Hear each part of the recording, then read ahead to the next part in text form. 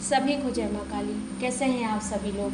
आशा करती हूँ कि माता रानी की असीम कृपा आप सभी पे बरस रही होगी। आज नवरात्रि का प्रथम दिवस है, तो सभी को नवरात्रि की बहुत बहुत शुभकामनाएं।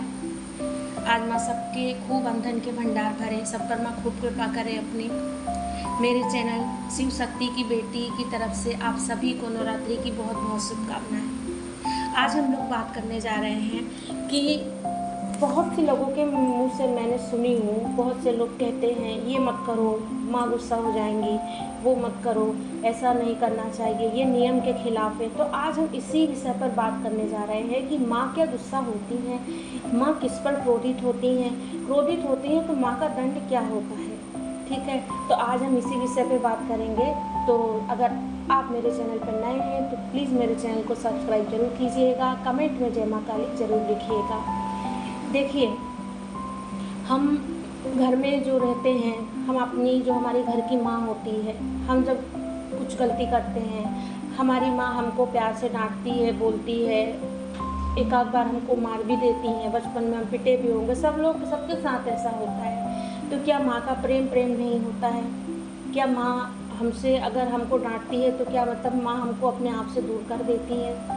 तो आप ये सोचिए कि जब घर की माँ, जो इस संसार की माँ है, जो इस शरीर की माँ है, वो नहीं हमको दूर कर सकती, तो वो जो जगत जननी है, जिसके असंख्य मतलब सब कुछ उनकी ही औलादें हैं, हम चाहे हों, चाहे पशु पक्षी हों, चाहे पेड़ पौधे हों, सजीव से लगाकर निर्जीव तक सब उनके ही हैं। तो क्या वो सबसे सही गुस्सा हो जाती हैं, सबका विनाश कर देती होंगी? नहीं, ऐसा बिल्कुल भी नहीं है। माँ कभी भी किसी से क्रोधित नहीं होती। वो हमारी और आपकी तरह कोई इंसान नहीं है कि जो गुस्सा हो जाएंगी। वो एक माँ है, वो जगत जननी है, वो कभी किसी से क्रोधित नहीं होती हैं। तो फिर माँ क्यों सब लोग ऐसे बोलते हैं कि ये काम मत करो नहीं तो माँ गुस्सा हो जाएंगी, वो काम मत करो नहीं तो माँ क्रोधित हो जाएंगी? वो सिर्फ एक हमारे मन का एक डर होता है कि हमको अक्सर, देखिए, सबसे ज़्यादा लोग जो होते हैं, आपने सुने होंगे, इसका ये नियम, ये पूजा का ये नियम है, करो नहीं तो माँ गुस्सा हो जाएंगी, इस चीज़ का ये नियम है, करो नहीं तो फिर भोलेनाथ गुस्सा हो जाएंगे। कोई भी देवी देवताओं को सबसे पहले हम लोग कटघरे में ला के खड़ा कर देते हैं कि वो हमसे क्रोधित हो जाएंगे अगर हमसे थोड़ी सी भी चूक हुई तो, किसी भी पूजा पाठ में। जबकि ऐसा बिल्कुल भी नहीं है। जो पूजा पाठ के रिचुअल्स होते हैं, जो आपके नियम होते हैं, ये सारे नियम हमारे द्वारा बनाए गए होते हैं। ये नियम हम सब ने मिलकर बनाए हैं। जो ईश्वर होते हैं वो हमारा भाव देखते हैं। जैसे आपने सुने होंगे कि भाव की जो पूजा होती है, जो मानसिक पूजा होती है, उसमें हमारा शरीर कहीं इन्वॉल्व नहीं होता है। हम अगर बैठ के मानसिक रूप से, भाव से हम सोच देते हैं कि हम माँ की पूजा कर रहे हैं या हम बाबा की पूजा कर रहे हैं, तो वो पूजा उन तक पहुँच जाती है। क्या हमारा शरीर उसमें, हमारी बॉडी उसमें इन्वॉल्व होती है? नहीं होती है। तो इन सब का क्या मतलब है?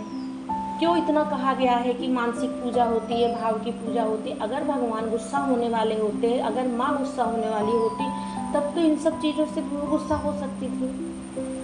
तो ये बिल्कुल भी गलत है।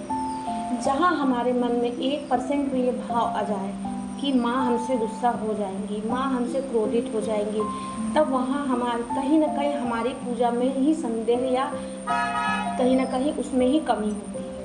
जो हम ऐसा सोचते हैं कि हमारी पूजा में किसी कमी से भगवान गुस्सा हो जाएंगे, क्या हमने प्रसाद या नहीं लगाए तो भगवान गुस्सा हो जाएंगे? नहीं, ऐसा कुछ भी नहीं है। आप जैसा प्रसाद लगाएं, कम लगाएं, ज़्यादा लगाएं, जो भी लगाएं, आपका मन करे तो आप सब कुछ लगाएं, नहीं मन करे तो हाथ खड़े करके आप माँ से या भोलेनाथ से या जिस भी भगवान को आप मानते हैं, आप प्रार्थना कर लें कि मेरे पास कुछ नहीं है, लेकिन मैं अपने भाव से, अपने प्रेम से आपको ये समर्पित कर रहा हूँ, तो भगवान उसी से खुश हो जाते हैं। भगवान को, ईश्वर को या माँ को, खासकर माँ को बहुत ज़्यादा नियमों में आप लोग मत बांधिए। बहुत ज़्यादा आप अगर नियमों से चलेंगे, बहुत ज़्यादा नियमों से चलेंगे, तो ये जान लीजिए कि नियम अगर आप शास्त्रों में पढ़ेंगे तो इतने ज़्यादा नियम है कि आप नियम करते हो ही नहीं पाएंगे आपसे नियम। तो कुछ बेसिक नियम जो होते हैं, जो कुछ खास नियम होते हैं, जैसे कि हमको बिना नहाए पूजा नहीं करनी है, भगवान के आने जाना, तो वो किस लिए? वो हमारी सुरक्षा के लिए, हमारे ओरे के लिए, कि हम अगर नहा के ईश्वर के पास जाएंगे तो हमारा ओरा बनेगा, हमारी पवित्रता बनेगी, वो सब हमारे लिए है।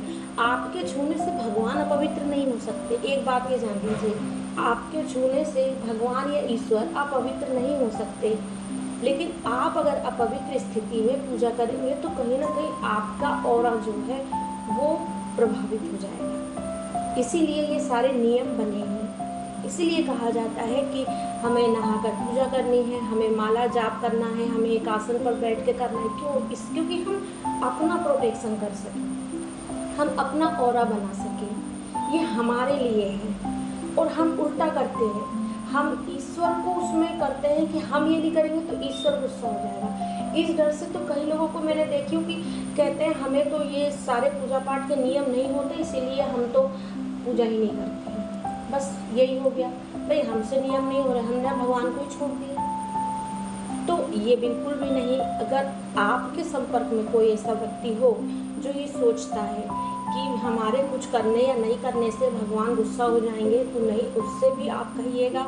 और अगर आपके मन में भी ये विचार हो तो आप भी ये विचार खुद निकाल दीजिए कि भगवान आपके कुछ करने या नहीं करने से आपसे नाराज होंगे।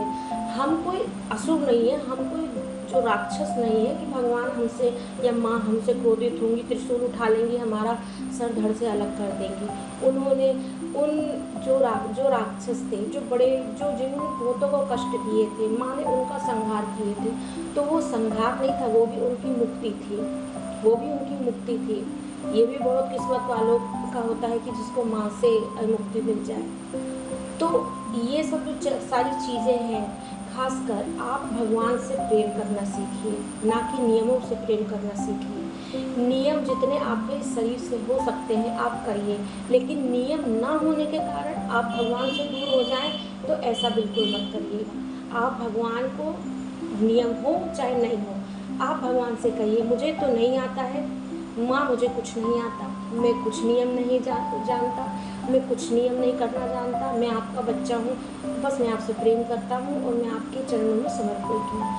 तब देखिए आप कुछ करें ना करें, माँ आपको गोद में उठा के रखेगी अपने। ये सत्य है, बिल्कुल 100% सच्ची है। तो आशा करती हूँ कि मेरी बात आपको समझ में आई होगी। अगर मेरी वीडियो अच्छी लगी हो तो कमेंट में जय माँ काली जरूर लिखिएगा। जय माँ।